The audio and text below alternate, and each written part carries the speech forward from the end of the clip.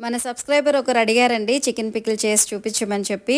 So, అప్పటి నుంచి అనుకుంటూ ఉన్నాను కుదరలేదు. ఇక ఇప్పుడు మా ఫ్రెండ్ వాళ్ళ అబ్బాయికి చికెన్ పికిల్ హాస్టల్‌కి పంపాలి కొద్దిగా చేసి పెట్టు అనంటే ఇక తన కోసం చేశాననమాట.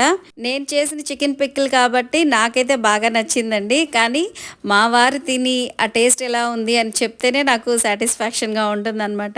సో, మా వారికైతే వేడి వేడి అన్నంలో చికెన్ పికిల్ అయితే వేసి ఇచ్చేసానండి.